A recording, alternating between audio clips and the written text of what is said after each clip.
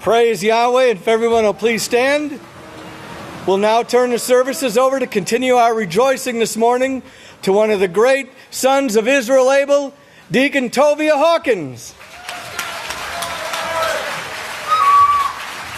Shabbat Shalom, everyone I see is rejoicing here on this great feast day. You may be seated. Today I'm going to be talking about, I'm sure you have all heard, seen on the news the recent riots and the protesting going on, throughout the nations and throughout the United States. And I'm going to cover just a little bit here about how much this is costing the governments and the world, really, in the damages and how much they're having to pay everyone to deal with this problem. Okay, but we're going to start, everyone remembers Ferguson, right? How all that started, how everything took place. It was covered. If you want to go back and read up on these protests and things, it is very interesting how things unfolded, okay? But I'm just going to cover the money aspect of it, okay? It says, the Missouri Department of Public Safety is reporting that the riots and violent protests cost taxpayers $5.7 million so far, okay? The massive police response to Ferguson in the wake of the shooting death of Michael Brown on August 9th will take nearly $1.5 million from the Missouri state budget. The Missouri State Highway Patrol costs a total of $1.1 million. The National Guard will cost the state roughly $384,000.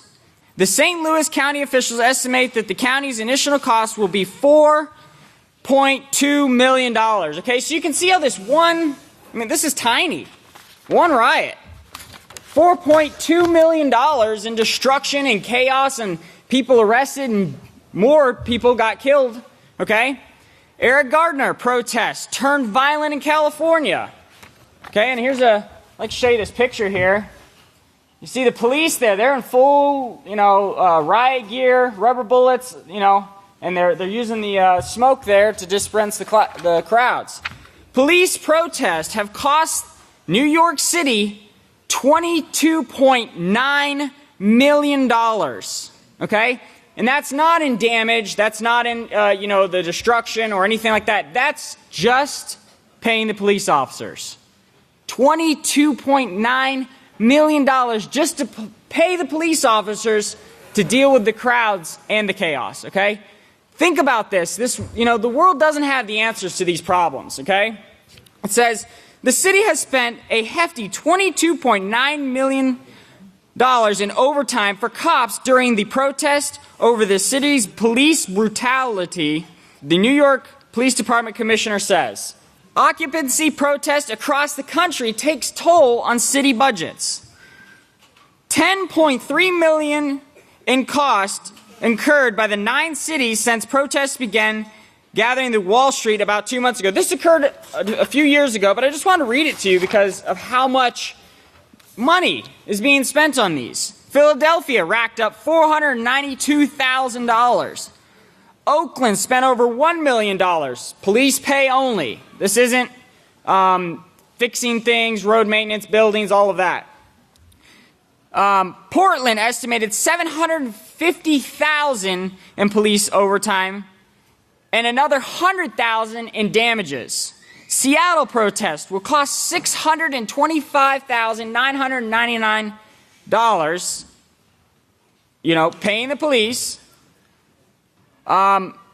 Boston spent $575,000. Atlanta, $451,000. Okay? And these are just, week-long protests. They weren't really massive, but they were small. But you see the amount of money and the chaos that these things cause.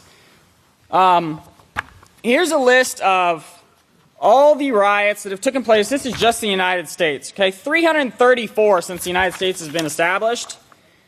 But there's been 33 in the past 5 years. Okay? Now, how much do you think that cost? If we have a couple here that just cost millions, no one knows. No one knows how much money we've spent on this. Okay?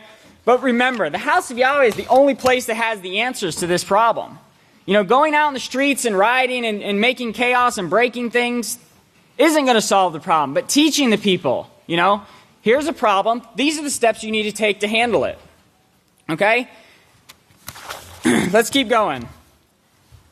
The Arab Spring will cost the Arab communities roughly $800 million, according to a report based from a bank. Okay? $800 million. It's going to cost, you know, in the Middle East, where they had all those riots throughout Egypt, all of those areas. You can see how the money is not being spent, you know, it's being put towards this and that and this, but there's no real education. You know, we're paying a bunch of police officers to go out and beat people and push them back and, you know, but that's not solving the problem. $7.5 million in damage in the Wisconsin Capitol protests. Okay? And these are just some of them. They go on and on and on. But I want to get into a little bit about our deficit, okay? So you've just seen how much money we're putting into the riots. You've seen how much money we dumped into, you know, our warships and all these, you know, killing machines. We've built them. We've manufactured them. We're the greatest nation on the face of the earth when it comes to military power, okay? It says new data shows it will take, I have to try to get this right, it will take 398 million years to pay off our current deficit of $18 trillion. So, just to let you know, that's how long we're in debt for. Okay, now let me read it to you here. It says the U.S. government debt is getting close to reaching another round number, 18 trillion. It currently stands at more than $17.9 trillion. Okay? So let's see. The Social Security Administration just released data that the average salary for the U.S. in a fiscal year that just ended stands at $44,000. Okay? The current debt level of over 17.9 trillion would thus take more than 398 million years of working at the average pay wage that we have established. This means that even if every man, woman, and child in the United States would work for 1 year just to help to pay off the debt the government has piled on in their name, it still wouldn't be enough. Okay? Mind that this means contributing everything you earn without taking anything for your basic needs. Okay? So that's everything you make in a year. If every man, woman, child, it still wouldn't be enough. Okay? Now, rather than saying that the national deficit is reaching 18 trillion, which means nothing to most people, you could say that the debt would currently take almost 400 million years to pay off, when, according for the unfunded liabilities, the work years necessary to pay off the debt amount is 2.38 billion work years. Okay, so what they're doing is they're taking into account like sick days, days off, a regular work year. So you're looking at 2.38 billion years to pay this off. And the years of slavery required are only growing. Okay? At the end of the year 2000, the national debt was only $5.7 trillion. While the average yearly income was $32,000, that would only take 177 million years. So, you know, back in 2000, we were much better off, right? Now, let me read you this. Okay, this is showing how this beastly system is geared towards this war. Okay? It says, the military spending for most of the world's armed countries, according to the SIPRI in the U.S., spent $618 billion on its military last year, more than 3 times the $171 billion budget of second place China. Okay, so, you know, you can see right here, if we just got rid of our military budget, we could really pay that sucker off quick. You know, we'd really make some headway on it. We wouldn't have to be in slavery for 44 billion years or whatever that article said. But pay attention to these things, brothers. These things are getting worse. They're not, they're talking about, with the budget and the deficit and everything, how, they don't even plan on paying it off. They're basically taking a credit card and paying their bills with it, and then they got the interest and all these things that are piling up, and now they don't even have enough money to pay the interest on all this stuff, that their loans and all these things. So, pay attention to how the money is being spent, how that this BC system can continue to grow with no money. You see other countries, they're collapsing. They don't got no money, they're falling apart. But it was prophesied that this last beast would remain strong until the end. Okay? Remember that. Pastors, we've talked about this. Pastors taught us these things. And, remember that this is the only place you can receive salvation. There's nothing out in this world, They have nothing to offer you. They might be able to offer you a little money, maybe, for a while, and then you get laid off, and you won't have a job. But here in the great house of Yahweh, you will always have a job, okay? You'll always have a job here. You'll always have a place to serve one another and be there for one another. That's what Yahweh's kingdom is all about. It's not about this you owe me, I owe you system that this beastly government has set up, the oppression that's put on the people. So remember this, get ready, rejoice. It's counted to you as righteousness. And with this, I'm going to turn it over to the great Khan Benjamin. Shabbat Shalom, great saints of Yahweh. You may be seated. Guess what we're going to learn to do again today? We're going to learn to count higher.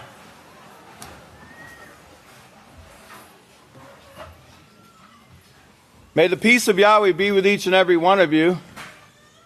Okay, now, after the last sermon at 5:48 in the afternoon, I'm talking about the last sermon I gave on, was it 2 days ago? This number was seen. Let me blow it up. The number 73 was seen over the sanctuary here by the great Kohan Keeper Reynolds as he was driving, heading east on, I believe, 254. He saw in the direction of the northeast the number 73, which was over this sanctuary right here. I'm going to show you another picture. It's a little closer here. Here it is outlined for you. There it is outlined again for you, if you couldn't see it. Here's where it's contrasted, where we darken the sky a little bit so you can see. Can everyone see that? The number 73? What could this mean?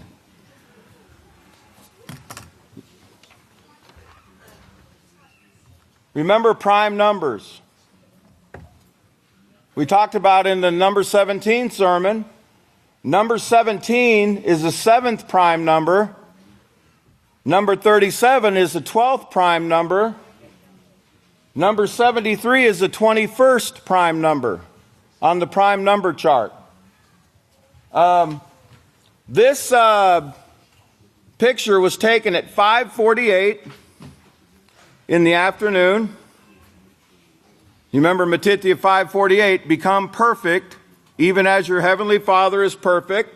Keep that in your mind. Let me see if I can find. Here's the actual picture from the phone itself, just so you can see. There's the photo from the phone. It's kind of blurry, but this was the time it was taken. It was taken on April 9th, 2015 at 5:48 p.m. Now, let me do a little something here to kind of get you familiarized with this, I guess. I don't know if you've ever heard of what's called gematria, but you can read about it in the Mark of the Beast. But gematria is where it's a system of applying numerical value to a word or phrase and applies to both Hebrew and Greek alphabet. Each letter has a numerical value. And the system is perfectly logical. The first 10 letters of the alphabet are assigned numbers 1 through 10. So you have Aleph, Bet, Gamil, 1, 2, 3 to 10. The first 10 letters of the alphabet are assigned numbers 1 through 10. The numbers then increment by tens to 100 and then by hundreds. So for the first 22 letters of the Hebrew alphabet, the gematria values are, and it shows you here on this chart, the values of those numbers. You're familiar with like Yod is 10, Wa is 6, or Hey is 5. Remember on the Talits, the 10, 5, 6, 5. You should be familiar with that from the Holy Garments book. Before I show you this, turn over to Revelation 5:12 again. Revelation 5:12, quickly. We should all know where that is. Revelation 5:12. It's on page 974, where it reads, saying with a loud voice, worthy is the Lamb who was slain to receive power. We talked about that the other day. Riches and wisdom and strength and honor and glory and blessing. I want you to notice about the word wisdom. It's the word chakma in Hebrew. And notice the ordinal gematria value here, right here, is 37. In standard gematria, it's 73. Y'all got that? That's the word wisdom in Hebrew, the numerical value of those letters. Okay? All right, now, let's see where I'm going. Okay. 49:15 is, we saw this on 4:9:15. I want to give you the definition of 4:9:15. Now, I want you to remember that sermon. What was it we talked about? We talked about power. We talked about Genesis 1:26, the likeness, and all the definitions of the word likeness. Now, look what 49:15 means. It means dominion, likeness, one like, similitude. Those are all words that were used in that sermon. It also means authority, dominion. Okay? It's from 49:11, Hebrew 49:11, which means to represent. Remember, Yahshua is the representation of the likeness of Yahweh. To be like, liken, be similar, to compare. Remember, to compare, use similitudes. To become like, speak a parable. Remember, Yahshua used parables to say the kingdom of Yahweh is like or can be compared to this. Remember, all these things were brought out in that sermon. And this is from 4:9:15, maker of parables. And it's from word number 49:12, which means sense of superiority in mental action. Parable, proverb, similitude, parable, poem, sentences of ethical wisdom, ethical maxims. And it's from 49:10, it links to 49:10, which means to rule. Have dominion, reign, to rule, have dominion, to cause to rule, to exercise dominion. Dominion, reign, have power. Remember, these words were all brought out in that sermon on 4:9:15. Now, it was seen at 5:48 in the afternoon, and this is Strong's 5:48 in the Hebrew, and it means faith, support, sure, certain of a covenant. And it gives this Nehemiah 9:38. This we make a sure covenant. Okay? Gives you an example of how it's used, and it's from 5:43, which I'll show you now. 5:43, and it means verily, truly, so be it. Okay? Verily, truly, so be it. I believe that's let's see. And it's also from, let's see, this next word here. This one is, I know I'm moving rapidly, but I have to. This is Strong's 539, which it also comes from. And it means to support, confirm, be faithful. To support, confirm, be faithful, uphold, pillars, supporters of the door. Remember, Yeshua said, I am the door, right? You remember that scripture? Don't have time to go to it, but it says, made firm, sure, lasting, confirmed, established, verified, confirmed, reliable, faithful, trusty, to stand firm, to trust, be certain, to believe in, stand firm. That's all related to the word 548, which time this was seen. Now, the number 73. You ready? What does it mean? Remember, 73 is a mirror image of 37. It's just backwards, right? Isn't 2015 the year of reverse? Okay, now watch this. 73 in Strong's Hebrew, sashes. Let me say it again. Sashes.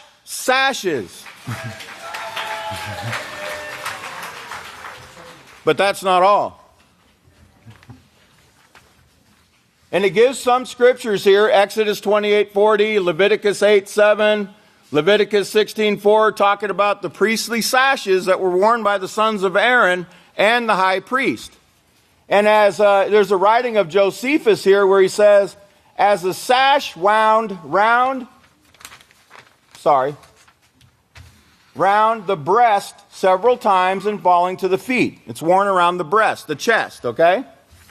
All right, now, get this. In the Greek, this is Strong's number 73, and it means a place of assembly, especially an assembly met to see games. The place of contest, the arena. Let me remind you of something before I show you this next thing. Remember, it's not the critic that counts. Y'all remember that? The arena. Well, that was what was called a speech given by Theodore Roosevelt in 1910 in Paris, France. And it's known as the man in the arena. Now let me read you what it says.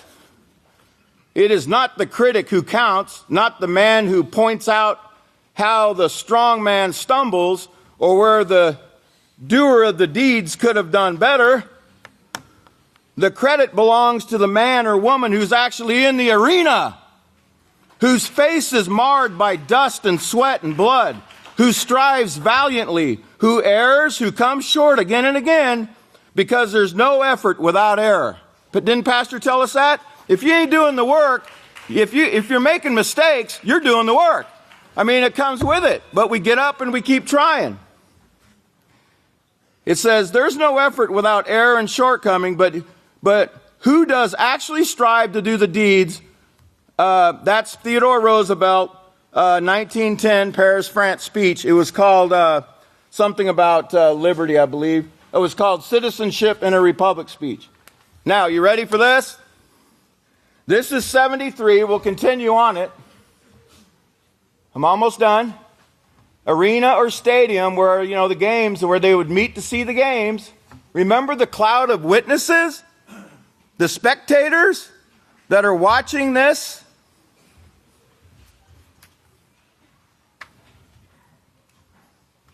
Let me zoom in.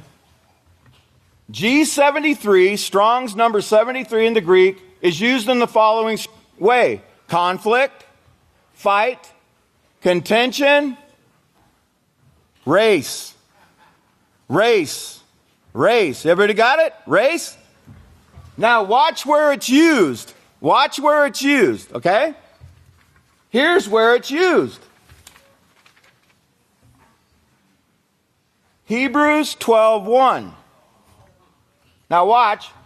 Wherefore, seeing we are also encompassed about by with so great a cloud of witnesses, house of Yahweh, the heavens and the earth is watching. Let us lay aside every weight and the sin which easily besets us, and let us run with patience the race that is set before us. That is G73 in Strong's. Is that not amazing? My final scripture, I'd like you to turn, and remember, endure. Matthew 24:13, he who endures, the same will be saved. Right? Matthew 6:13 for my final scripture. Matthew 6:13 of all scriptures, right? Maybe it'll help us remember. It's on page 732, and it means, or it says, and do not allow us to be led into temptation. We should be praying this daily 3 times. But deliver us from the evil one, for yours is the kingdom and the power and the glory forever. Hallelujah, Yahweh. And with that, please continue to rejoice. Yahweh is doing marvelous things. It's a marvelous work that Yahweh's doing in these last days. Keep counting. Keep learning to count. Yahweh bless you. And at this time, I'd like to turn it over to the great Kohan, Ilya Heiler Hawken. Shabbat Shalom, everyone. You may all be seated. The main point we want everyone to pay close attention in the news today is how the love of many have grown cold, and the concern for mankind has pretty much left society as we know it in this other system. And it's going to start off with a Monsanto lobbyist who wants to tell everybody how safe their product is, and then watch his reaction when they offer to let him drink it. It's very interesting. And then also listeria that Pastor was talking about earlier in the feast. Just think of what it would take to walk out of this protection we have, this guidance we have, go out there, get you some ice cream from out in the world. You could very easily die. It could be the last thing that you actually do. And you may not even know where it come from. So keep in mind, it's very important to keep these instructions, like getting fountain drink from a gas station or a fast food restaurant out in the world. They're saying that the toilet water in the restaurants are cleaner than their fountain drinks are. So keep that in mind. Here we know they're cleaned. We know how they're dealt with, so we don't have those problems.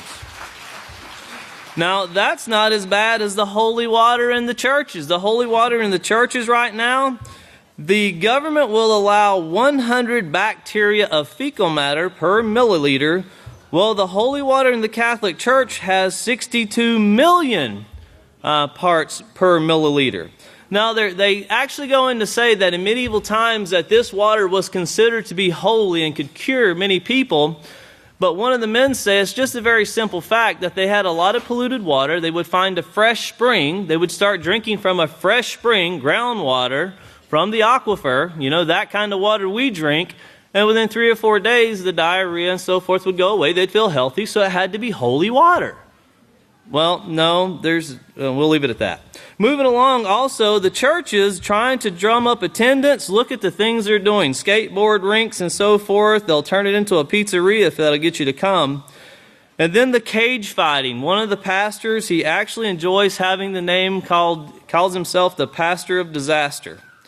Now, a lot of that, as you're watching it, pay close attention, because a lot of it is blacked out due to the tremendous violence and the nakedness. There's no way to cover up all that. So just pay close attention, and you'll get the parts of it. And also prisons making millions, or corporations making millions off of prisons. And actually, it's becoming well known these corporations are doing so. And then I want you to pay attention to one certain prison they did a special on. It's a prison called the Delhart Unit up in Delhart, Texas. Capacity is at max, but they're at 56% staff. They're missing 100 correctional officers. And notice what the warden says. The warden says it's not the prisoners causing the problems, it's the staff. So now they're offering $4,000 if you'll come work there. They'll give you $4,000. And you notice nobody's still coming. Then also, going along with how the love has grown cold, you're going to see footage from a store to where a father the child looks to be about 3 years old. He's chasing the child through the store, and he literally punches the child in the face so hard the child slams on the floor. And everybody's amazed at that, but then you get into seeing how these police officers doing what they're trained to do, what the system has trained them to do. You see an officer slam a man in Alabama, seriously injuring him. Of course, the man in North Charleston in South Carolina being shot to death. And then last but not least, you're going to see many, many deputies gather around a man that steals a horse, and they all get their opportunities of kicking and stomping and smacking and beating. And it's bizarre how it takes place. But what you are seeing is a true representation of the system, and the end thereof in every decision is death. So at this time, if we could go ahead and play the news. Pay close attention. The news you're about to see is fulfilling Bible prophecy.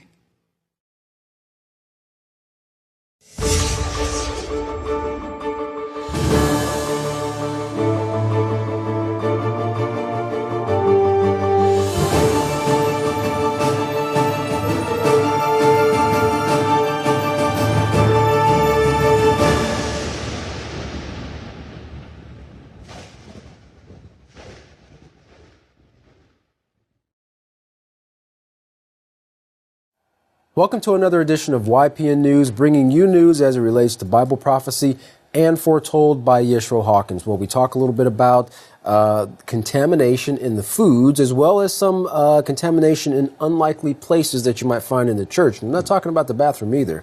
We also look a little bit about the overcrowding in the prisons and their lack of workers, as well as police brutality in the news again. Well, we start off today with glyphosate. Yeah, glyphosate sounds more like something you find in a science lab workbook. Well, it's actually an herbicide used to kill weeds, and it's manufactured by who of all people would you think? Must be Monsanto. That's right, Monsanto. In a recent interview concerning the potential cancer risk related to the exposure of the chemical, a Monsanto representative was asked if he would be willing to consume some of the chemical since he claimed it was safe for humans. Yeah, why not? At first he said he would, but then he quickly recanted, saying, "I'm not stupid." He discontinued the interview, took off his mic, and left while calling the interviewer a jerk. Well, I guess that glyphosate is not so safe after all. Wow.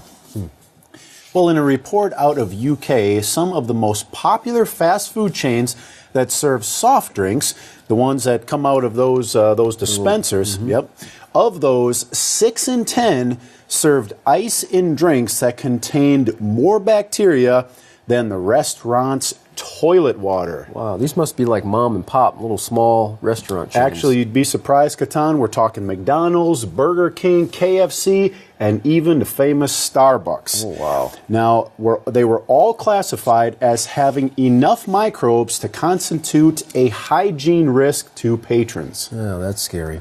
Well, the cause, experts say, is unclear, whether it's from not cleaning the ice dispenser or employees servicing the ice machine with unwashed hands. What is clear is that you might want to hold the ice on your next order of soda. Well, the UK isn't the only place where hygiene in the food industry is a problem, though. Not too long ago, a Taco Bell employee got caught on camera licking a stack of taco shells in a what not to do viral picture. Now, the bacteria found in the ice could also contain E. coli, which can cause severe intestinal distress. Well, are you still hungry? Well, Bluebell Creameries is in the news again, as it has recalled 25 of its products in the last month over listeria concerns. And another company, Sabra, is recalling its hummus because of possible listeria contamination. Eating listeria-contaminated foods can cause listeriosis. Symptoms include fever, muscle ache, nausea, and diarrhea, and it can be deadly as well. In fact, Dr. Schaffner of Vanderbilt University Medical Center said it can get out of the intestines and into the bloodstream and cause encephalitis and even cause a miscarriage in pregnant women. Wow. Well, listeria infections usually affect older adults, pregnant women, newborns, and adults with weakened immune systems. Now, 3 people who ate tainted ice cream from Bluebell Creameries have died, according to health officials. And unlike other bacteria, listeria can grow even in cold temperatures.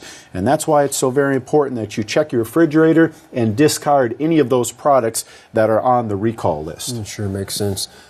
Interesting to note, also, unlike other bacteria, listeria, when you're contaminated with it or infected with it, it can be days or even months before any symptoms of listeria even begin to show.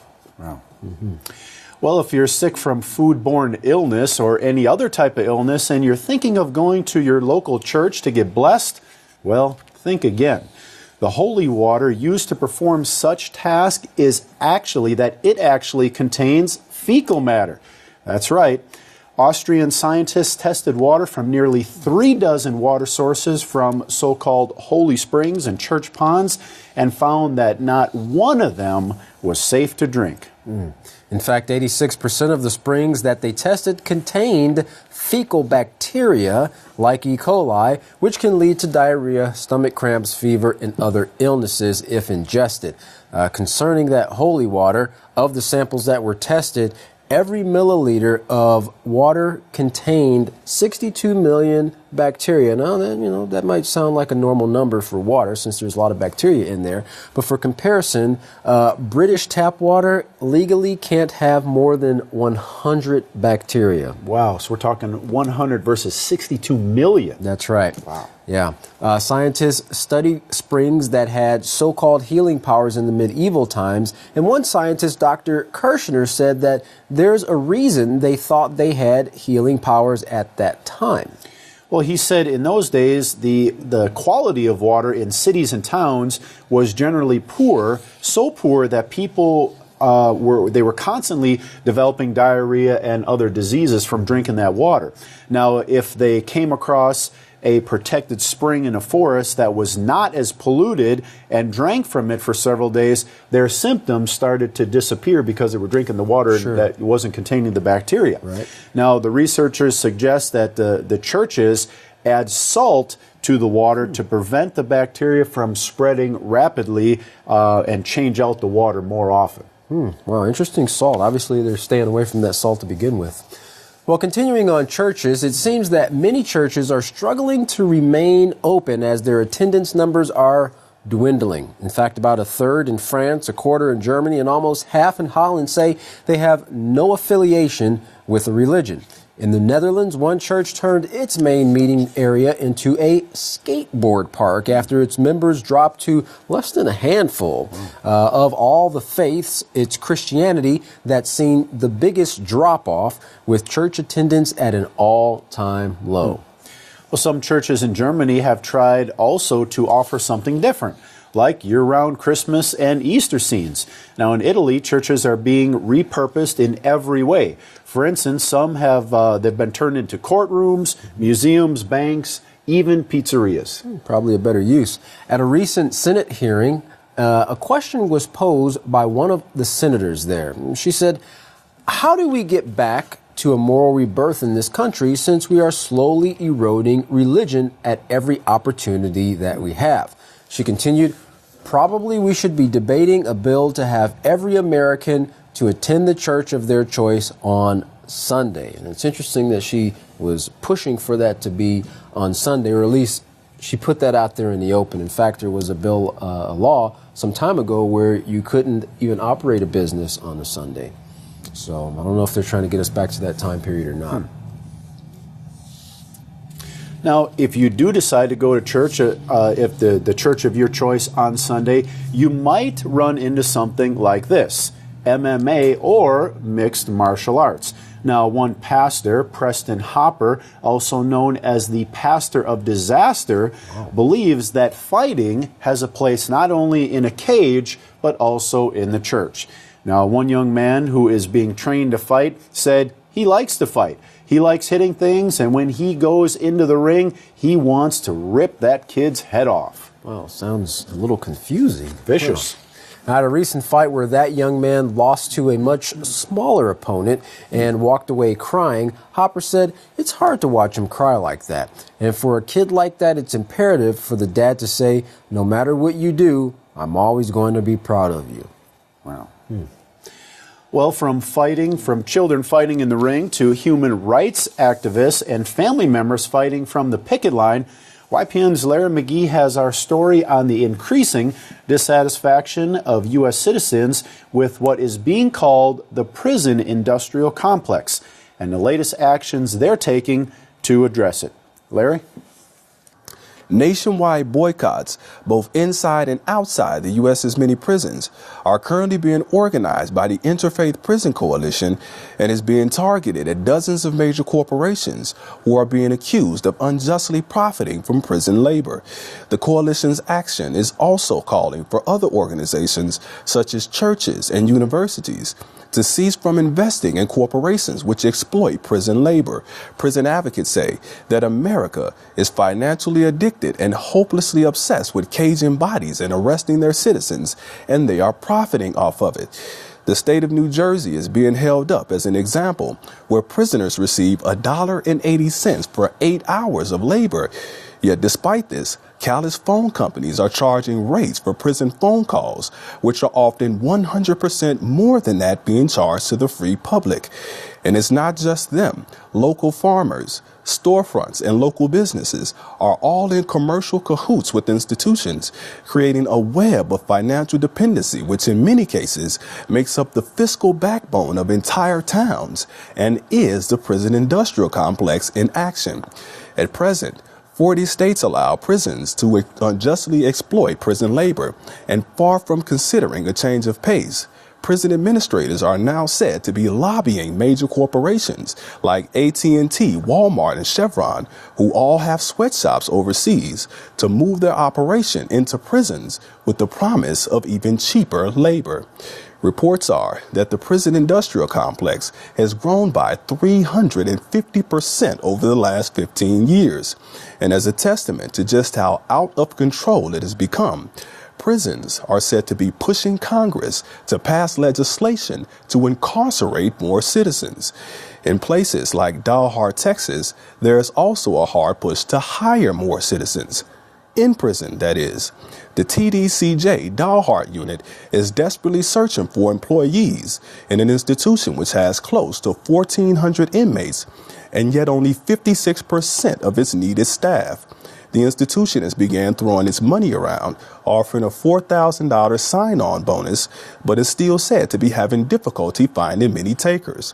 Obstacles range from local competition from other industries to fear of working in a prison environment. Dalhart Warden Norval Arnold says those concerns, however, are unmerited and insists, with the support of Institute staff, that prisons are a safe and great place to start a career. Nonetheless, despite the eagerness of some states to lock up its citizens for pay, residents like those of Dalhart are showing that not everyone is willing to sell out. For YPN News, I'm Larry McGee. Baton Jeff, back to you. Interesting. I think it's time we get to the point where we're actually training these men and women to be benefits to society instead of keeping them caged up for real so many rehabilitation. years. Yeah, That's right. Well, a surveillance video was uploaded to YouTube by an employee of a grocery store in Central California in hopes of finding the man responsible for abusing a child. In the disturbing clip, you see a man run after a young boy, then slap him so hard in the face that the child is knocked to the floor. The man then picks him up by one arm, and then a woman takes him out of the store as if nothing has taken place. Now, the man identified as 23-year-old Justin Winnington, the father of the little boy, was arrested the day after the incident due to the video going viral. Winnington faces one count of felony assault on a child and is being held on $1 million bail. Well, in Detroit, Michigan, Michelle Blair, a 35-year-old mother of four, is charged with torturing and murdering two of her children. Their bodies were found in her apartment freezer. If convicted of murdering 13-year-old Stoney Blair and 9-year-old Stephen Berry, she faces life in prison without parole. But before facing trial, she and the father of one of the surviving children attended what turned out to be a contentious custody hearing over the child's future. Now, yelling obscenities, she was removed from the court during the hearing. While the state of Michigan is trying to terminate her parental rights, their surviving children are currently in protective custody. A federal grand jury has indicted a City of Madison, Wisconsin police officer for using unreasonable force against the man he was attempting to question in February.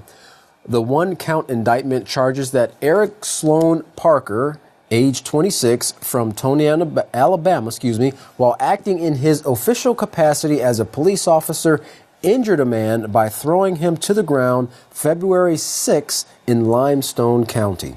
Parker's actions deprive the man of his right under the U.S. Constitution to be secure from unreasonable seizures. Now, this includes the right to be free from unreasonable force by anyone serving in the position of law enforcement. And another police shooting dashboard camera, which captured the shooting death of a man in Miami Gardens. Attorney for the family of Laval Hall released a 19-minute dash cam video. The officers were responding to a call from his mother, who said he was having mental issues at the time. While the video shed some light on what took place, much of what occurred is not in view.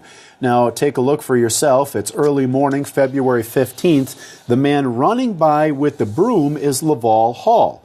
Having a history of mental illness, his mother had called for help.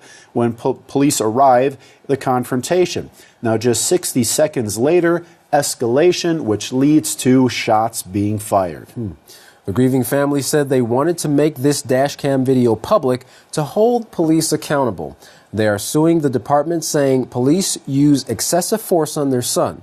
Glenn Goldberg, attorney for the Halls, that family, said that the officers had made up their minds that they were going to kill Laval before the incident took place. Well, in still another police shooting, Officer Michael Slager could get the death penalty if he is convicted of murdering Walter Scott. Now, Slager has already been fired as a South Carolina police officer after the shooting he was involved in was caught on video. What started off with a traffic stop for a broken taillight quickly escalated. When the video starts, you can see the two men struggling. Officer Slager had apparently fired his taser. As Scott broke away, the taser wires were still attached to him. An object then either falls or is tossed to the ground as Officer Michael Slager draws his gun. Now, Slager then fires 8 shots as Scott runs away and falls to the ground. Scott is then handcuffed on the ground where he fell. Now, you can also see on the video Slager running back to pick up an object, then dropping it near Scott's body. Now, the police report says that they tried to administer CPR, but there's no evidence of that on the 4 minutes of video. Officer Slager is being held in jail and could face the death penalty if convicted.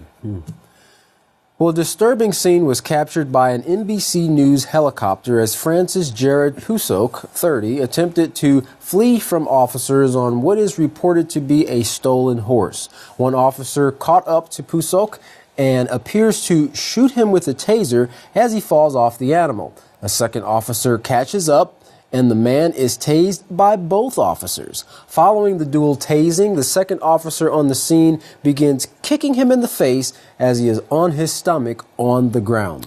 Now, the first officer then kicks the man in the groin, and both begin pummeling him. They strike him with their tasers, fists, and knees as Pusok is under them, face down and defenseless. Several more officers begin arriving and swarm onto the man, getting their blows in. A couple of minutes into the beating, there are 9 officers surrounding him, then 11. Now, in the 2 minutes and 11 seconds following the first volts from the taser, Pusok is kicked at least 17 times, punched 37 times, and struck with batons 4 times. Now, over a dozen of the blows appear to make contact with his head.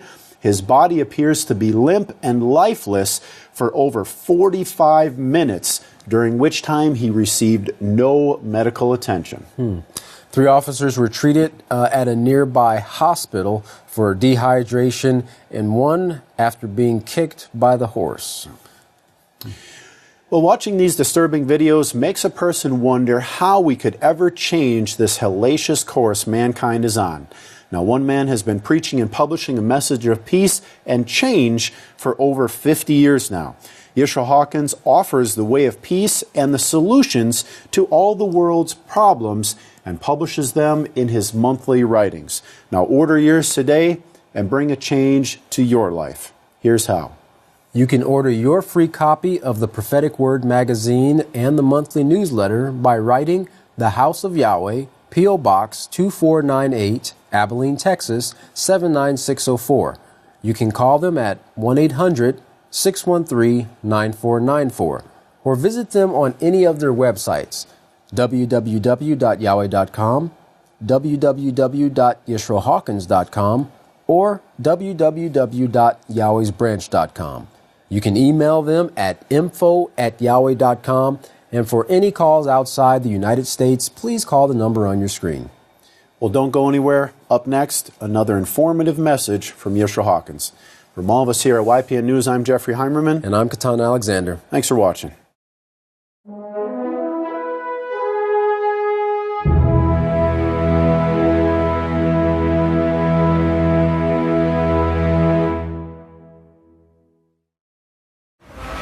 Everyone will please stand. Everyone, please keep in mind, when you leave the house of Yahweh, when you leave Yahweh's system, what you just seen is the system that awaits you. At this time, I'd like to introduce the greatest teacher in the world, the great Kahan Yisrayl, Abel Hawkins. Shalom, everyone. Wow. I really missed y'all.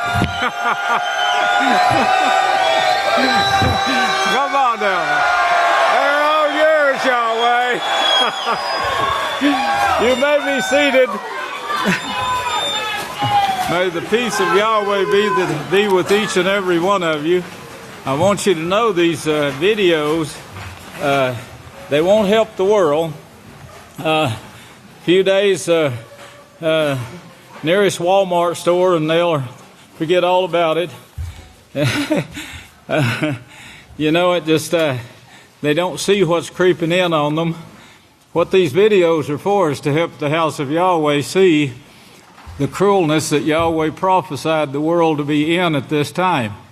Remember what he said, iniquity shall abound, and what will disappear?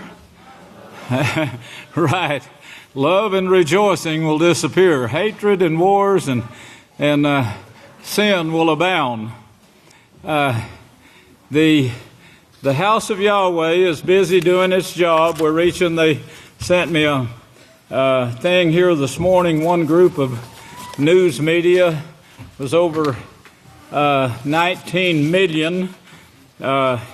One news media reaches like 758,000 stations of different news medias. Here's another one that one station reaches 55,000 news medias around the world. Another one, 5 million. They have over 5 million news medias around the world that this is being sent to. The one that's being sent this morning while we're here at the feast is demanding an end to violence will not work.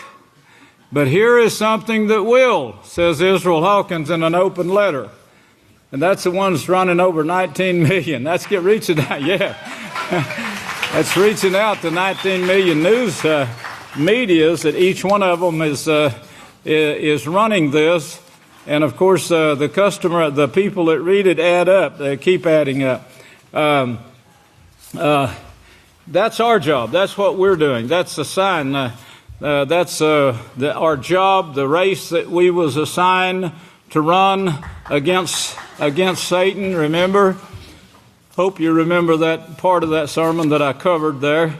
And that's what I want to continue on here today. I wanted to speak on the quartet, but that's going to take a lot of explanation to see. But the Pope now is assigning a new man to the quartet to replace Tony Blair, who may have charges filed against him against the things he did in Iraq, and big-time charges, war crimes. But I want you to turn over again to Hebrews, and I'll refresh. Now, I won't cover these scriptures fully today, so be prepared to write them down. If you'll get this sermon in your head, there won't be any way that you could doubt the job that Yahweh has assigned you to. He's called you. We are the called out ones, as Yahweh says. We're the called out ones that Yahweh called out for a work to do. A work like, warning the world. We're warning the world. Jonah, if you remember, he was called out for a work to do, to go warn Nineveh. And, of course, that all ties in with this work. I want you to understand his job, too, as well as ours. And the 3 days and 3 nights, and the fish that swallowed up Jonah. All of these things tie into this work that we're doing right now. But he says here in Hebrews 12, verse 1, he says, "Therefore, since we are also surrounded by such a great cloud of witnesses." I mean, we're reaching the world with a message from Yahweh. The witnesses, as I just showed you, they're in the millions, reaching into the millions, and of course that's just one letter, and millions again in the next one, and millions in the next one. Since we've been sending these to the news medias, they have been accepting them more and more and more, and of course as the time goes by, more and more people are running them, and more people are reading them, and more people are asking questions that can't be answered. So what have we got? We got some churches that's closing the doors, religions that's closing their doors because they can't pay their bills. Did you get that news? We're going to publish it big time, but yes, that's what's taking place. One church turned its nightly services into, instead of preaching, they have cage fighting. They say to the death, but it's just unconscious. They won't let them kill them, but they beat them unconscious before they'll let them out of the cage, or choke them unconscious. Now this is going on in their houses of worship. What God are they worshiping there? Well, the gods of war. The same thing our governments are worshiping. The same thing that's been taught from Rome for years. From Babylon before that. From Nineveh before that. They were accepting it too. And look at verse 2. Verse 2, he says in verse 1, "Let us lay aside every weight," that's encumbrance, that holds back. It makes me think that causes a burden upon you. Lay it aside. The newly baptized members, I've seen so many of you get baptized and go back out into the world and forget why you came to the house. If you do that, your life is thrown away. Yahweh has called you into a great work. If you'll write these scriptures down and study your Bible or whatever it is you got, I got it from the Bible before the book of Yahweh came. I just get it more perfectly now from the book of Yahweh. Yes. But study these scriptures and you'll see how Yahweh has called you to a position, not just to take this message to the United States. We're doing that right now. But our total job doesn't end there. Our total job will never end. We're going out to the universe after this. And of course, we're going to teach the Peaceful Solution Character Education Program and stop wars out there too. But we're first going to stop them on the earth. That's our job. You think we can't do it? You think Moshe couldn't lead the children of Israel out of Egypt? You think Yahweh couldn't put Jonah in a fish's belly and then bring him back up and say, "Now go do my job"? He can. He can do anything that you need him to do. If you'll just let him guide your life, he will put you in high positions, high-ranking positions that can help to rule the universe as a team running this last race. Yes, that's you. Newly baptized or been baptized 50 years ago. It don't make any difference. You can get the job. And that's what we're called to do. Nobody can foretell prophecy. No man can. That takes a special amount of wisdom and knowledge, which no one could do. They got to guide it, as I'm going to show you. I'll show you how he guides his house, protects his work, and brings forward that work. And that's what he's talking about here in this time period. He's speaking to us. Lay aside the sins which so easily entrap you. Sin, the breaking of Yahweh's laws. Don't forget the Sabbath day. You know, if you just because you're not here at the house of Yahweh doesn't mean you can't listen to the programs that we put out. If you got a computer, you can hear them live. A live program that's brought right here from his house. If you can't do that, you can at least read your Bible. If you got a King James Version or a book of Yahweh, and get these newsletters that come out. If you can't do that, move here. Just move here. We'll help you. But by all means, build your life in this work. Lay aside all of this other stuff that's binding you down now, and lay that aside and get yourself here where you can go to work in the house and train, get involved in the classes, enroll in the classes. Yes, I know the tuition fee is $36,000, which will be waived if you complete the course. How does that sound? Absolutely free if you complete the course. Verse 2, looking to Yahshua. Why Yahshua? Well, he's our high priest in this time period. Wasn't in any other time period. No. Look over chapter 1. Chapter 1, verse 2.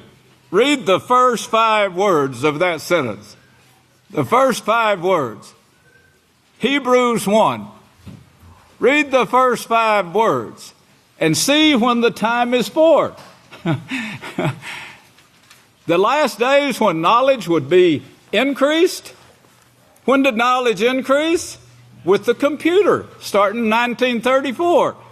When did the bombs as prophesied to darken the sun in this generation begin in 1934. When did the work of Yahweh begin? 1934, with my birth, my prophesied birth. Yes, prophesied. Everything about me is prophesied in the Scriptures. There's no way you could make a mistake on it.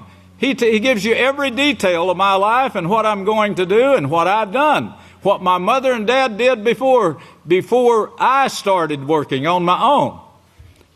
On Yahweh, that is on Yahshua's behalf, because he's the high priest over this whole thing and guiding. And Yahweh says, pay attention to this boy right here.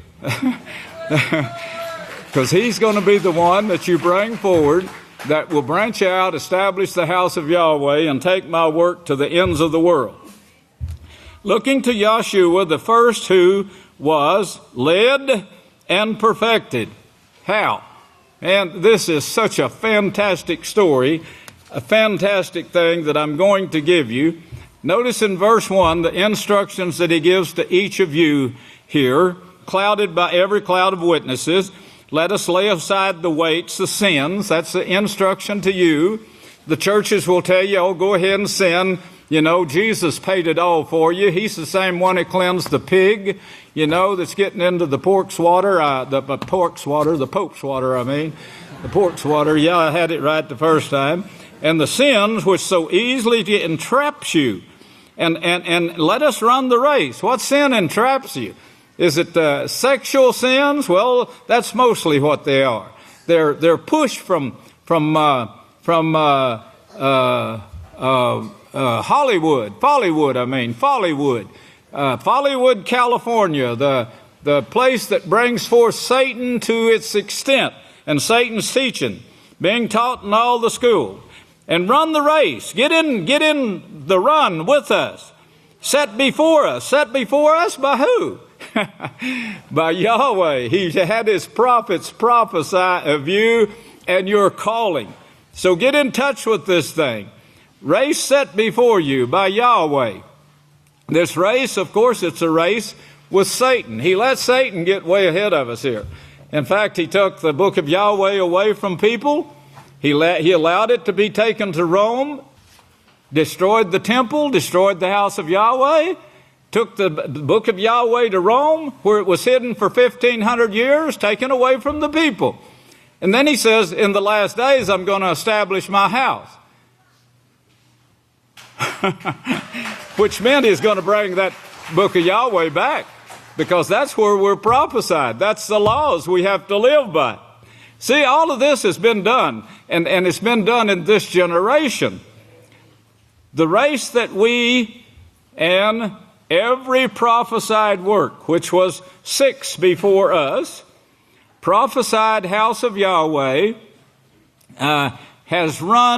is against Satan, Babylon, and sin, and it's named the house of Yahweh. That's what it's named. If you have an interlinear, and I made a big copy of this, hoping you can read it from here, if you look up Psalms, the 23rd Psalm, you know, the famous 23rd Psalm in the King James Version says, the Lord is my shepherd. Verse 6 there. You see verse 6? Verse 6. Surely that should be righteousness. They put goodness. This came from the King James Version. And this is the interlinear, gives you the Hebrew above and then the English words below. Surely righteousness and love. And love, that's what disappeared when iniquity increased. Shall follow me all the days of lives of me, and I will dwell. You see those words? I will dwell in house of, and that next word, I got it here. I was magnifying this for you. That's a little smaller. Here, I got it bigger here. See that? In house of Yahweh. House of Yahweh. Now that's, you know, these are facts that I'm giving you. You don't have to guess at my work. I gave you the facts. The churches tries to fool you. They say the bunny laid the eggs. They had nothing to do with this bunny laid the eggs. Santa Claus came down the chimney. You know the lies they tell. Everything is a lie. It's not in the house of Yahweh. Everything is a truth in the house of Yahweh, even your calling and why you was created, everything. Okay, now if you go, let me see here. You don't run this race alone. You're called the house of Yahweh. Yeshua says to you, write down this scripture. We won't go there. Yeshua says to you in Matthew 6:33. Matthew 6:33. Seek you first the kingdom of Yahweh and his righteousness. You can find that in the King James Version also. The only thing, you won't find the name because the Catholic Church took it out, and they admit they took it out and replaced it with words such as Lord, which means rabbi. They're worshiping dead rabbis. It also means pope. So they're worshiping the dead rabbis and the dead popes. That title is not a title of Yeshua nor of Yahweh. That's facts. Seek first the kingdom of Yahweh and his righteousness. Deuteronomy says, 12 and verse 5, seek the place where he chooses to place his name. How do we know where he chose to place it? It's given in detail in the prophecies. If you had the program, computer program, Yisrayl says program, you could type in the house of Yahweh and it'd give you all the details of these prophecies. Give you all of these prophecies concerning the house of Yahweh and its establishment and the witness that Yahweh said, one of the two witnesses that would establish that house. Think of the struggle. Think of the struggle now it took to bring forth Yeshua, a man without sin. Bring forth his parents so they could train him. Yes, as an extensive training program took place where his parents were and where he was brought up. An extensive place that I want to show you. He had to be trained.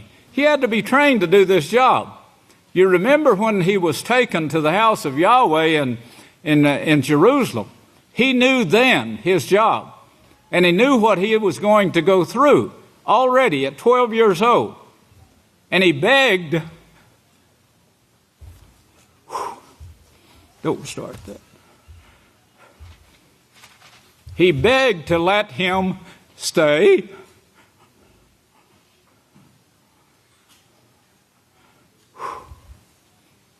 I'll get over it.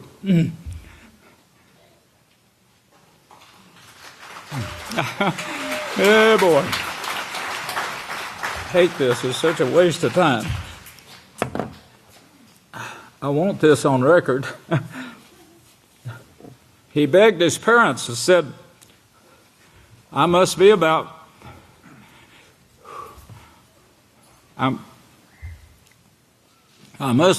my father's business.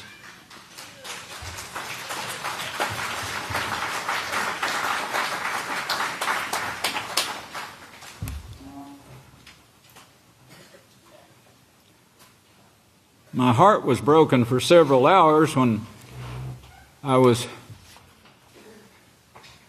taking some children home, and one of them was crying and begging the teacher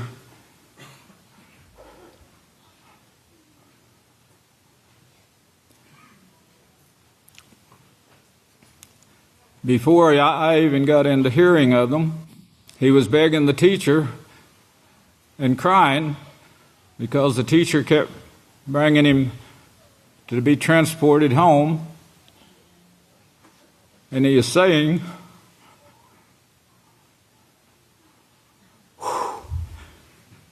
man, he is saying, but I want to stay and go to workshop.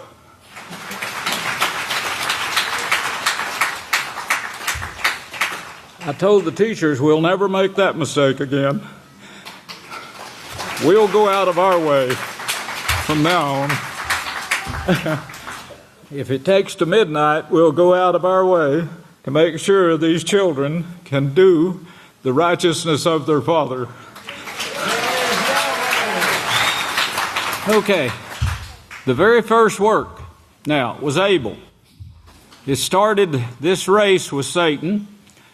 And to bring forth Yeshua. Now, this was to bring forth Yeshua. Yeshua was the start of this work. He was the start that finished the work of the calling of the saints. This work right here is that finish line. It tells you that in Revelation 7, verse 10, I believe it is.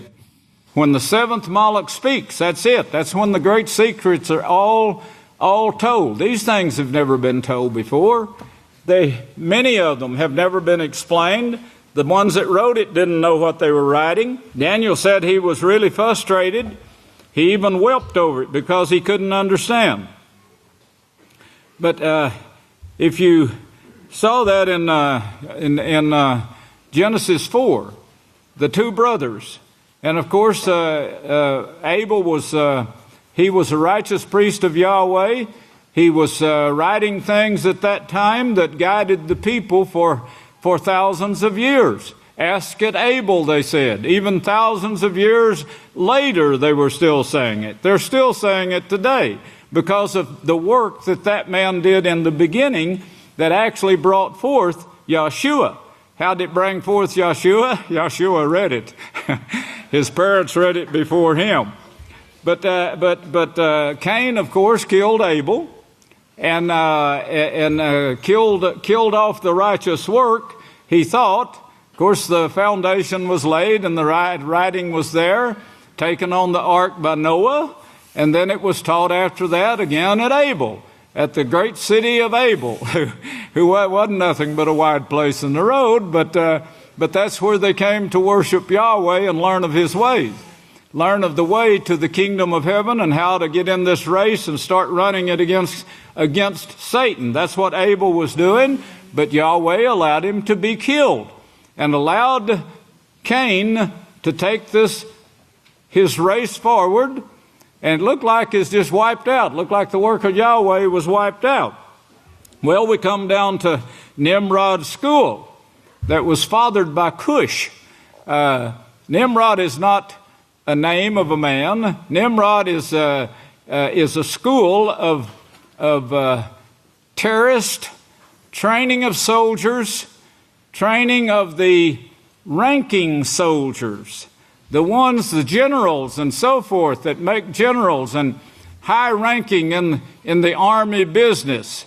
This was what Nimrod created. He terrorized the people and forced them into a slavery situation, just like we have in the United States today, where men and women are forced to work to pay bills.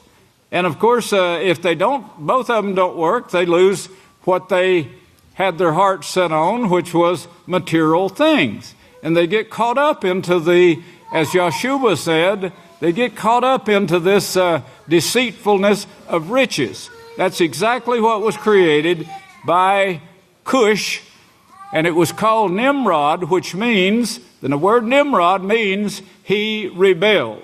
He rebelled against righteousness, the righteous laws that Abel was teaching.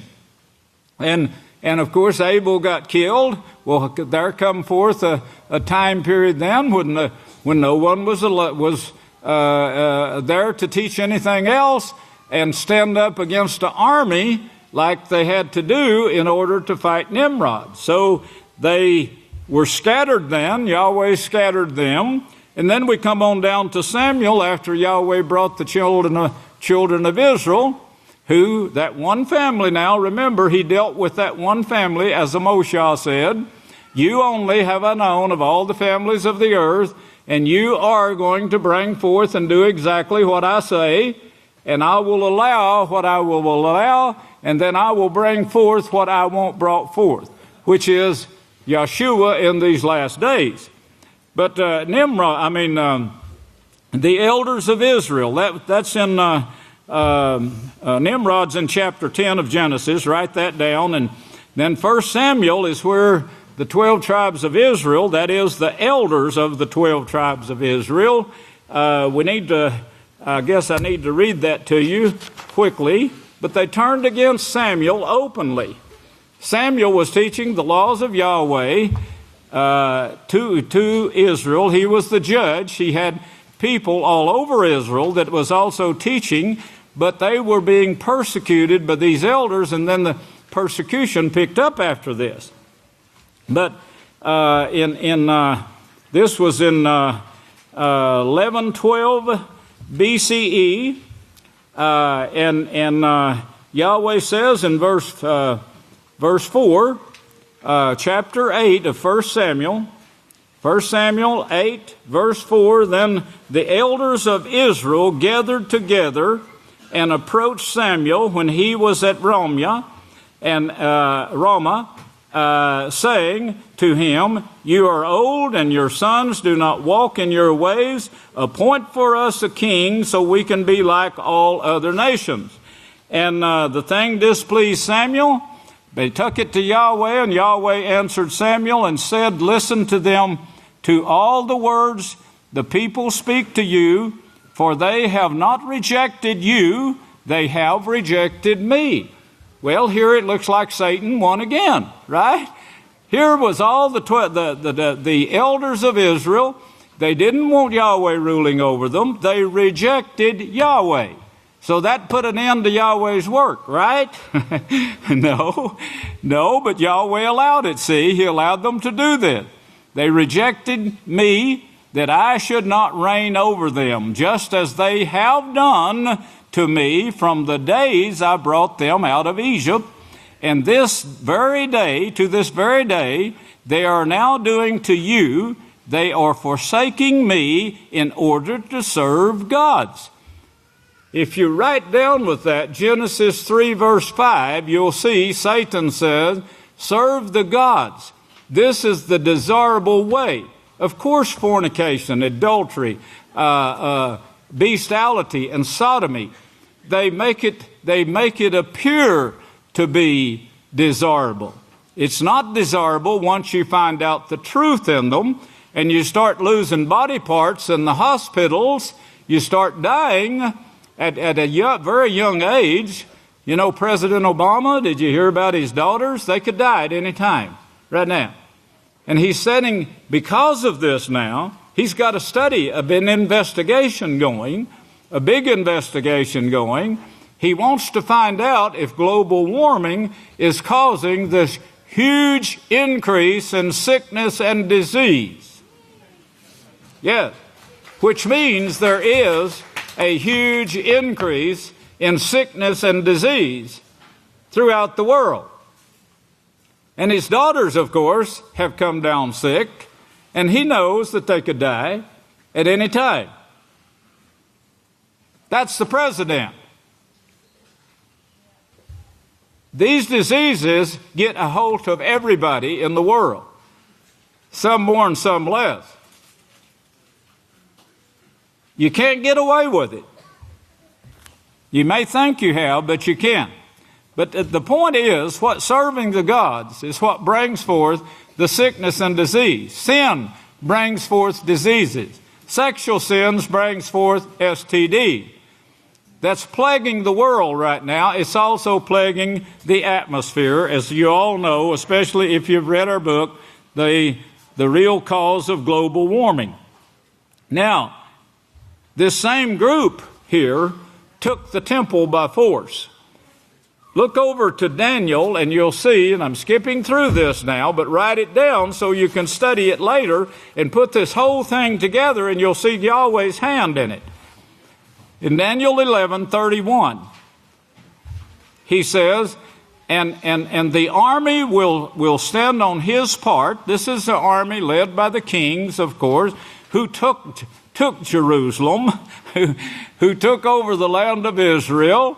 By the time that King David took the land there and Solomon built the temple, these people were still in large numbers.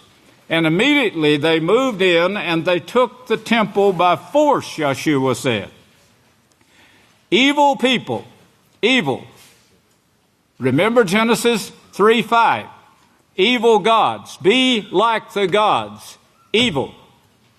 Don't be like Yahweh. Don't search for his righteousness, but be evil like the God. Yahweh said they've forsaken me so they can be evil like the gods. That's what he was telling Samuel. Well, here the army will stand on his part.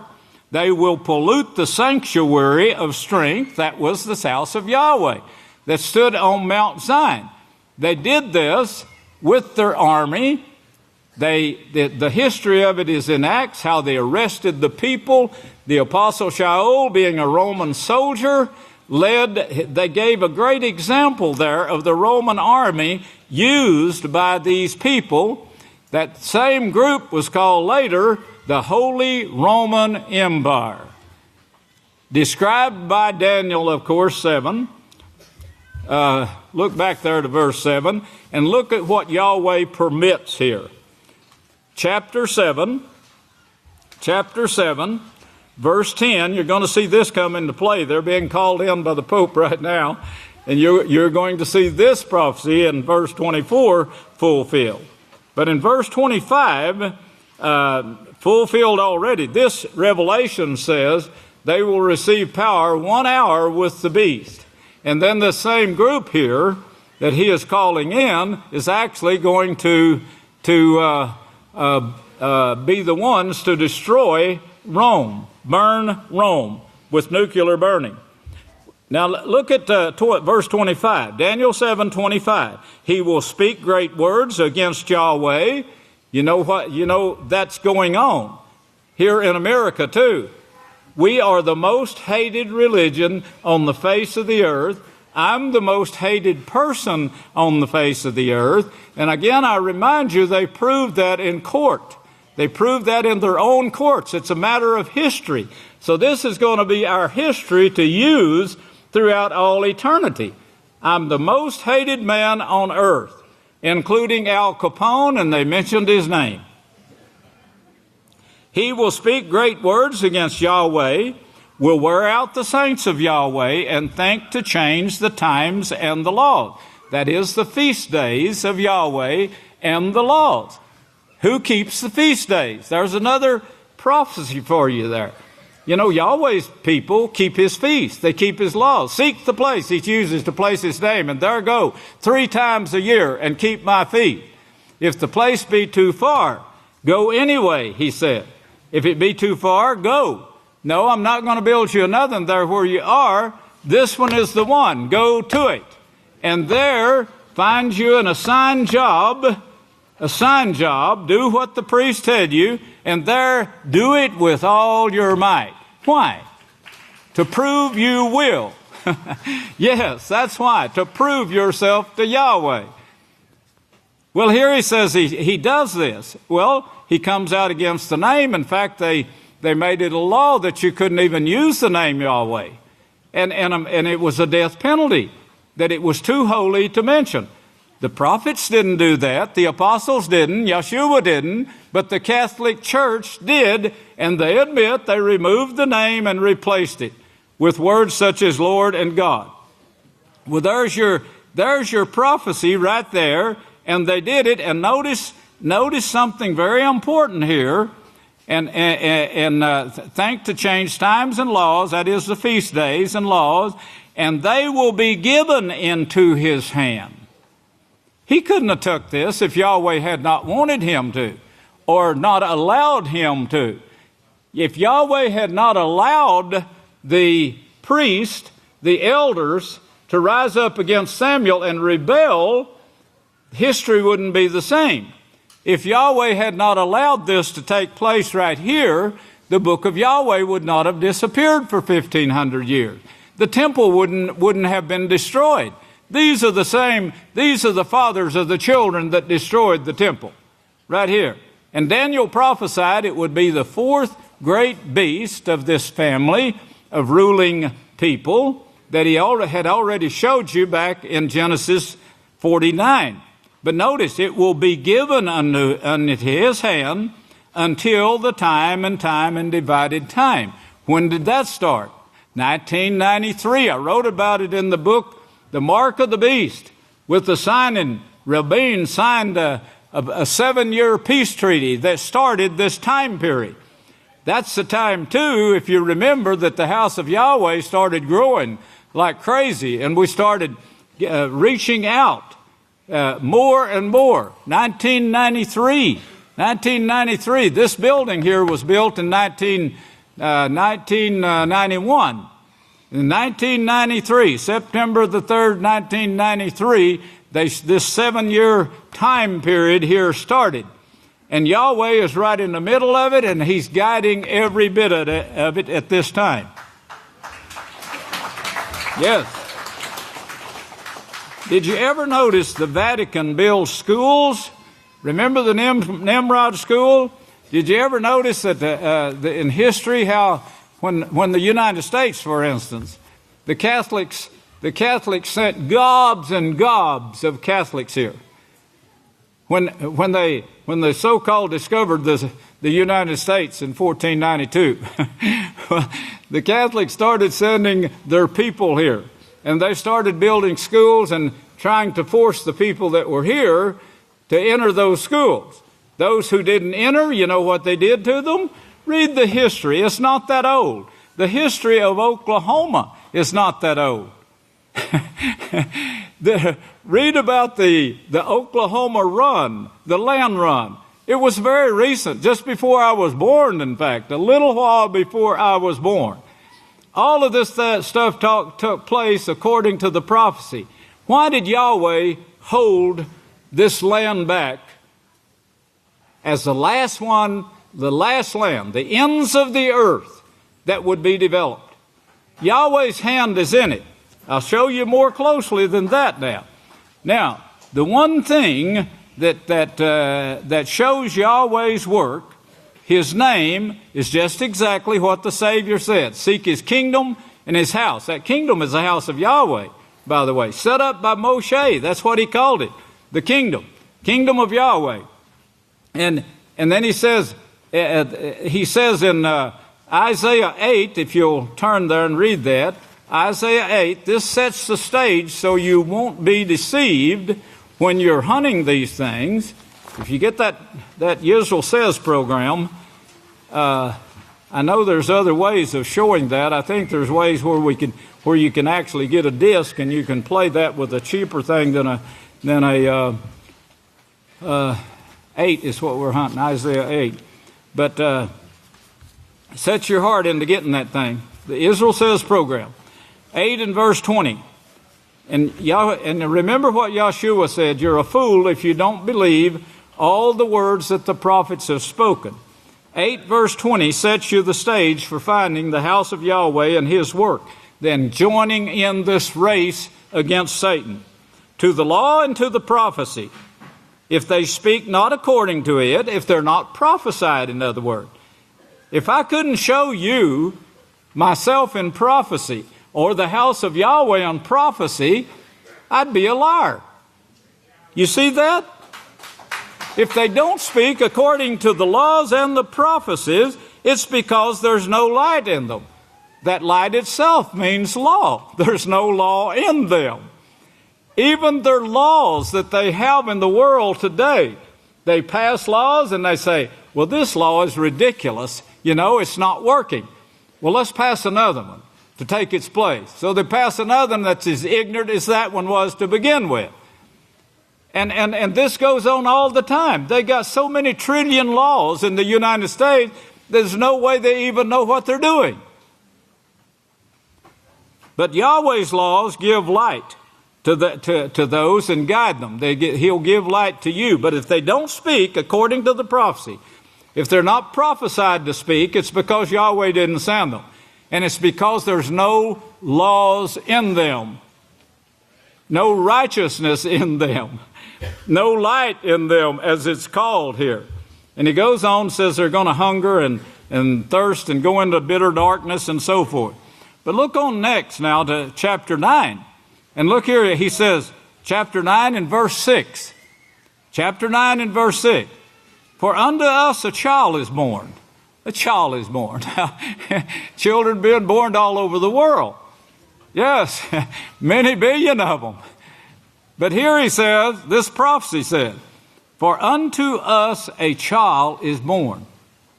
Where is this foretold? Where is this foretold? Look at what he says about that child.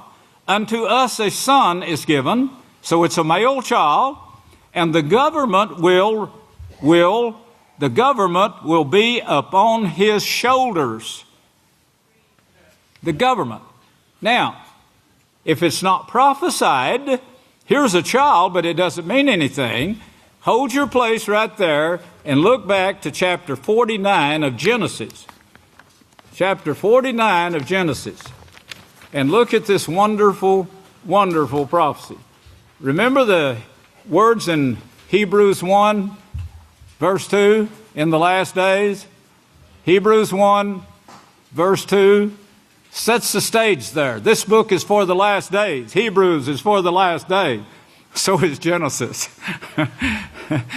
That authority that he said in 1:26, Genesis 1:26, I'm going to make man in my image and in my likeness, and I will give to him authority. That was fulfilled in Yahshua. He's the only one that was ever made into Yahweh's image and likeness at this time. Only one. This was looking forward to Yahshua. Well, he died, and now in Hebrews, written for the last days, he says he's the high priest over the house of Yahweh. Well, the house of Yahweh was destroyed 6 years after Hebrews was written. After the book of Hebrews was written, 6 years later, they destroyed the house of Yahweh. So that stopped the work of Yahweh right there, sure, right? Yeah, like it did with Cain. Yeah, sure put a stop to that. Well, Satan was hoping she could. She even had all the children killed. Yes, she had all the children killed of that age, thinking she'd kill the Savior right then and there before he could do his job. Remember Herod killed all the children? Well, here Genesis 49 You see the last two words of that verse 1? Look at that. Oh, isn't that beautiful? And Hebrews, the book of Hebrews, the race that is set before you in these last days, with Yahshua as the high priest over the house of Yahweh, is also written for you. The last days. In the last days I will establish my house. That was said. Well, how was it said? The work was destroyed, was it not? Oh, boy, it's beautiful. When you get this, when you get all this sermon in your head, you're going to run around here rejoicing for weeks to come. Maybe even to the next feast. You'll learn that song then. You'll learn what that song actually means. A song of rejoicing that was inspired. Yahweh talked about it in the sky, as you saw this morning from the great Kohan Benjamin Krause Hawkins. and the sermon he brought before that, the writings were there, the numbers were there, the harvest, the harnessing, the harness. Who would know what harness is, in today's world? Is it found in Walmart? In their push-button section? I don't think so. It might be if they have a dictionary. Harnessing the mules and horses, tying them, thithering them to the branch, to the donkey, and to the donkey's coat, tying them together, harnessing them together to run a race with Satan, who he let way ahead of us. He's let Satan way ahead of us. But I tell you, her houses are crumbling. They're closing doors. And we got commercials out telling the people why, too. They're coming very soon to the prophetic word program. You'll also find them in the Yisrayl Says program. You'll also find them in the newspapers and the television programs if you'll watch closely, because I'll be writing newsletters on this very thing. Why are they closing? Why are you closing your doors? Some say, well, it's so cold, the bills are so high we can't pay the bills, and the people, it's too cold for them to come to church. Never got too cold for our people. You're in the wrong place. You're in the wrong place. You need to come here. The doors are always open. And it's nice and cozy in here too. Yahweh has seen to it that it is. Well, here now in Genesis 49, the last two words, he wants to show you what's going to befall you, this family, I've dealt with no other, he says. This family have I known from all the families I brought out of the land of Egypt, and I'm going to take you through this, and in the last days you're going to see this. Well, remember what we read over here now. In Isaiah 9 and verse 6, he said, for unto us a child is born, unto us a son is given, and the government will be upon his shoulders. So here now is a prophecy of Yahshua. I'll tell you that in advance. And over here is a prophecy of Yahshua in Genesis 49. Look at verse 10. The scepter. The scepter. This is the authority spoken of in Genesis 1:26. The scepter, the ruling scepter, the lawgiver. Did you know that the law has never been taken out of Yahweh's hand up until now? We're taking it out bit by bit. Yes, that's our job. We're running a race with Satan, and we're removing that law, this laws that create wars. The laws create sickness and disease because they create sin.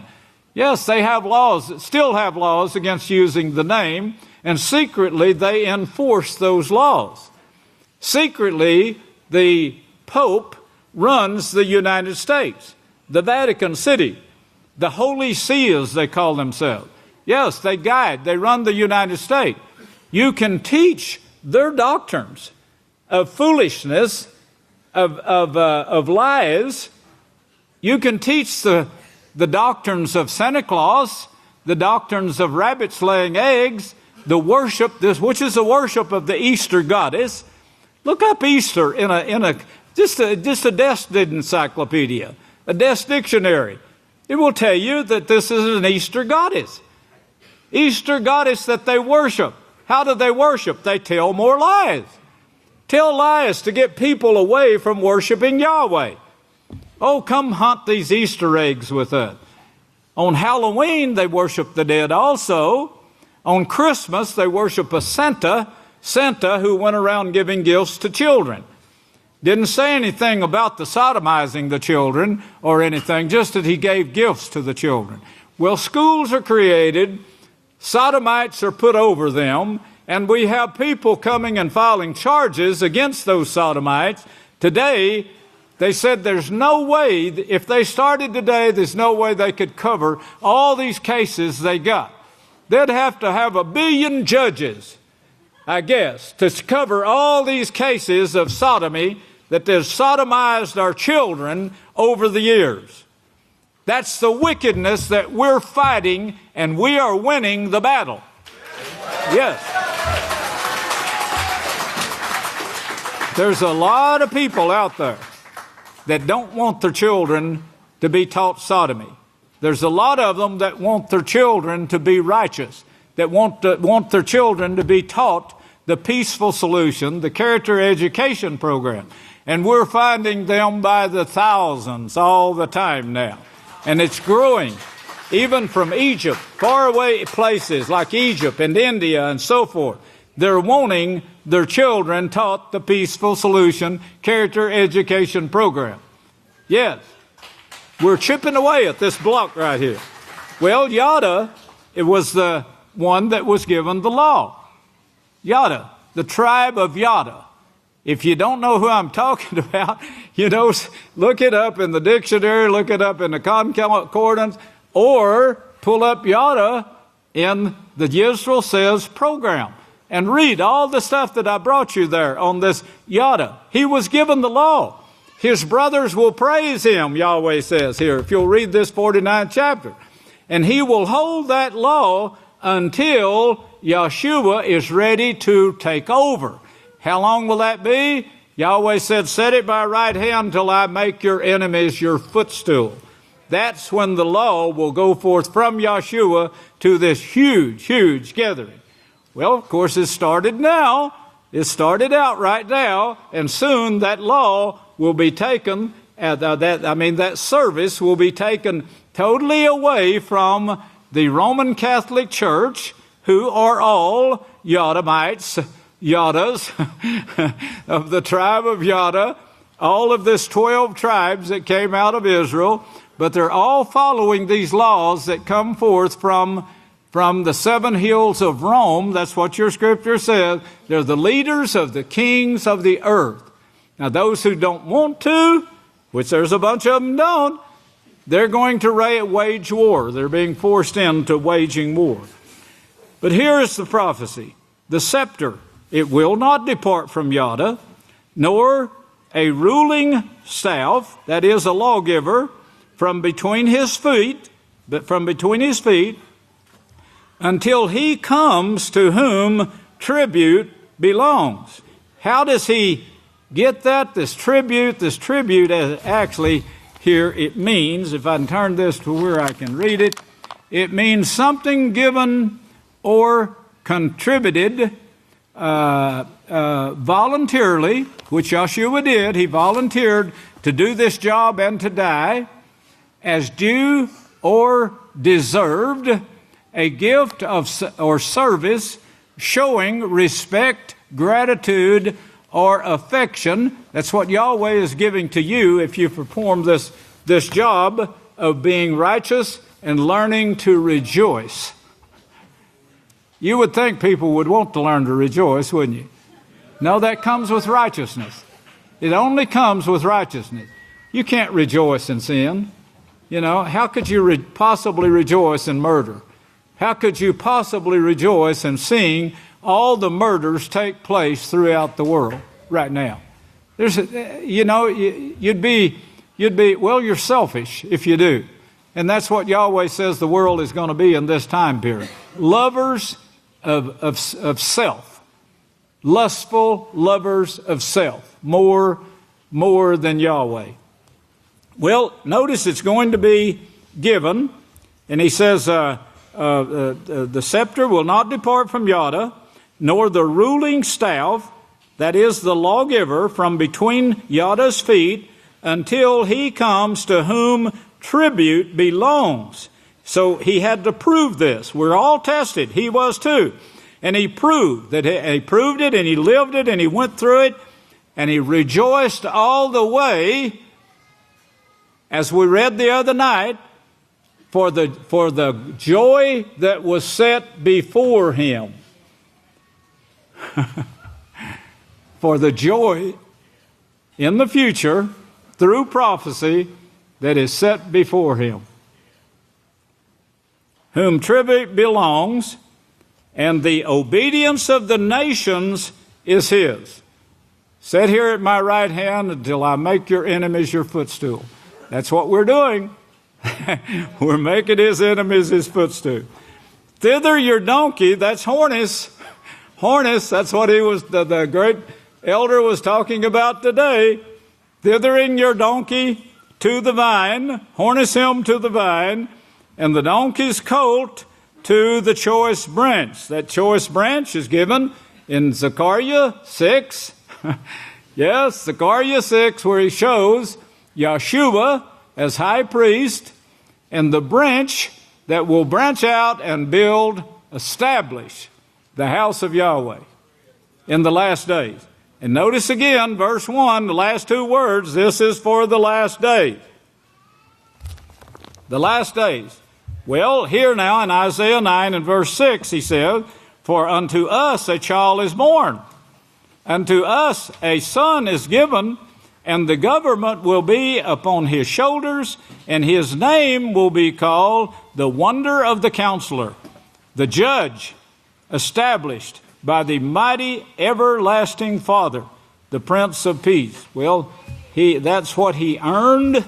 That's what he earned. That's tribute belongs to him.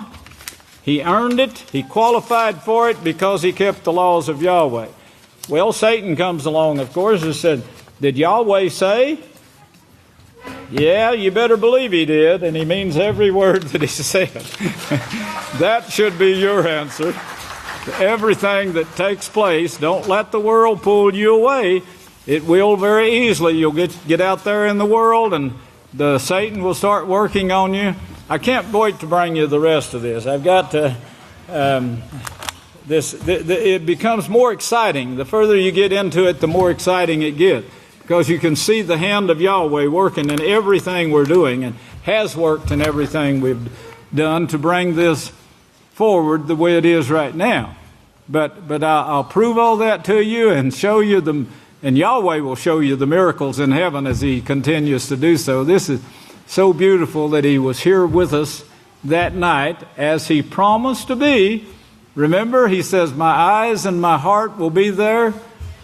On the very night that I sat down up here and took the microphone, he put that same picture in the clouds.